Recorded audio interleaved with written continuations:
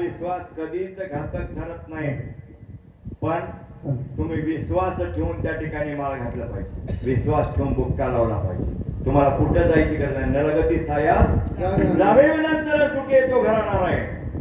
फक्त वागण्यात सत्य ठेवा. तुमचा देह पवित्र आहे. तुमचा देह कसा आहे? पवित्र बनतो. याची देही याची डोळा, दुसरं काहीच नाही. याच देहानं काही साध्य करता येतं. असाध्य ते साध्य करीता असा याच कारण अभ्यास तुका म्हणे. या देहानं काही एक करता येते. या देहाचा जर योग्य वापर केलात ना तर त्या ठिकाणी तुमच्या चिंतनानं काय होतं माहितीये का? दयाच्या चिंतने करतील दोषीन जलतील राशी पातकांच्या. पातकाच्या राशीचे राशी पर्वतासारखे ढीग जळतील महाराज, या शरीराला योग्य वापर केला. पण या शरीराचा योग्य वापर करत नाही ना आपण. या शरीराचा योग्य वापर करत नसल्यामुळे काय झाले? पुनरपी जाणार. आणि मेल्यावर आपली पुण्यतिथी सुद्धा करणार. 375 वर्ष झाले आमच्या तुकोबाराचा तुकोराम तुकाराम. आणि टेम्पूचे टेम्पू तुकाराम मरून गेले असते, कोणी नाव घेते?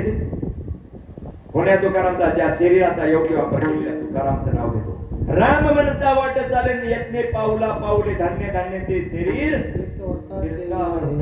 तुम्ही राम म्हणत राहायचं, कुठं जायचं नाही, कोणा देवाला जायचं नाही, धर्माला जायचं नाही, घरातच बसून ठाईचा बैसोनी करायचं. राम म्हणल्याशिवाय वेळच जाऊ द्यायचा नाही. पडली वळण इंद्रिया सकळ. असं जर केलात ना तर तुमचं शरीर धन्य होतं. नुसतं धन्य नाही, तुम्ही घरातून बाहेर सकाळी निघाल्या कोणीही तुमचं दर्शन घेऊ द्या, कोणीही. या प्रत्यवी तलावरले सगळे तीर्थ जेवढं स्नान केले ना तेवढं पुण्य त्या तुमच्या दर्शनानं त्या व्यक्तीला लागतं. आता प्रत्यवी तलावर तीर्थ किती आहेत सांगा बरं? एवढं तर सांगा. उगमाची एवढी तर अपेक्षा पूर्ण करा. तीर्थ किती आहेत प्रत्यवी तलावर?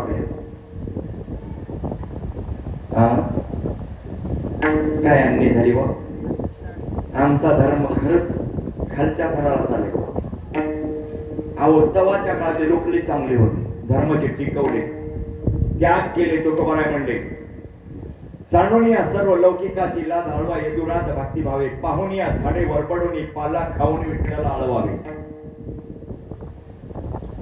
वेचोनिया चिंध्या भरोनिया धागा गुंडाळणी ढोंगा आळवावे तुका म्हणे ऐशी मांडले निर्वाण दया उपेक्षिणा नारायण तेव्हा त्यांनी झाडाचा पाला खाऊन देवाचं नाव घ्या म्हणजे अंगाला कपडे मिळाले तर चिंध्या वेचायचं आणि धागा भरून त्या ठिकाणी इज्जत राखायचं पण देवाचं नाव घ्यायचं ती टिकवली आता आपण दिवसातून 3दा कपडे बदलून आल्या नटाची अवस्था आली आमची वारकऱ्यांच्या हो की नाही पण तीर्थ किती आहे माहित नाही लाजीरवाणी गोष्ट आहे लाजीरवाणी आपल्या धर्मात आपल्या प्रत्येक तलावात तीर्थ किती आहे हे माहित नाही आपल्याला आता कुठवर तुम्हाला सांगावं आता महिन्याचे वारकरी आहेत काही आहेत ना मग तीर्थ किती आहेत सांगा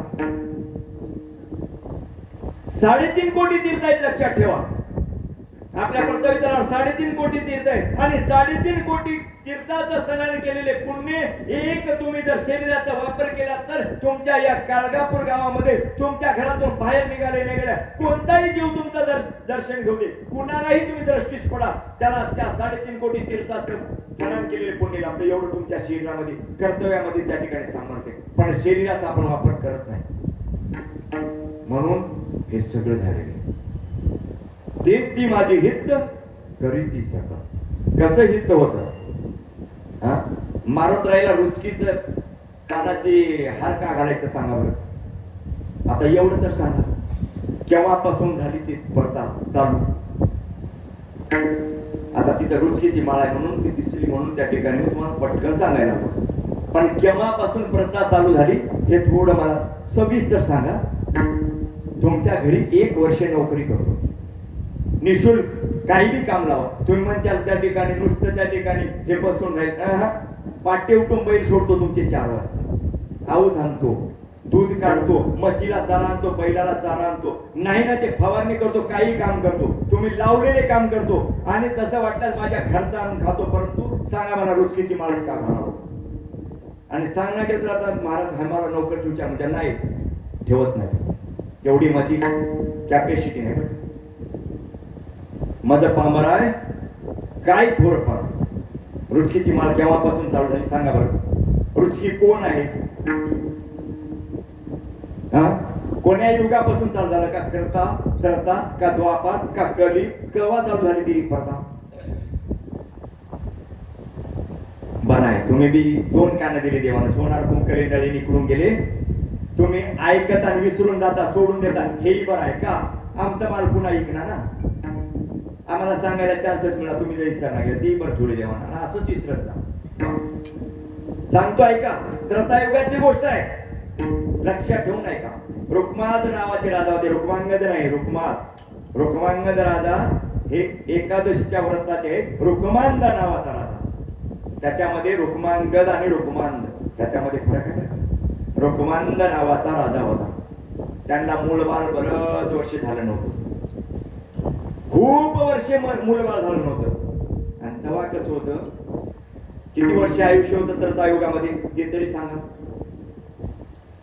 10,000 वर्ष त्रेता युगात 1,00,000 एक शून्य कमी झालं किती राहणार 10,000 10,000 वर्ष आयुष्य बरेच वर्ष गेले पण मूलबाळ झालं नाही आता मूलबाळ झालं नाही की त्या ठिकाणी काय करतात अनेक देवाला नवस करतात का नाही कशासाठी मूल होणं म्हणजे घरातला दिवा होय हा तुम्ही म्हणलं तसंच हो म्हणतो मी चाल घरातला दिवा म्हणूनच मूलबाळ व्हावं ना यस मग मूलबाळ व्हावं म्हणून घरातला दिवा म्हणून नवस करता आणि मूल झालं त्याचा वाढदिवस करताना ते घरातला दिवा तुम्ही त्याच्या हाताने विजवता की का लावता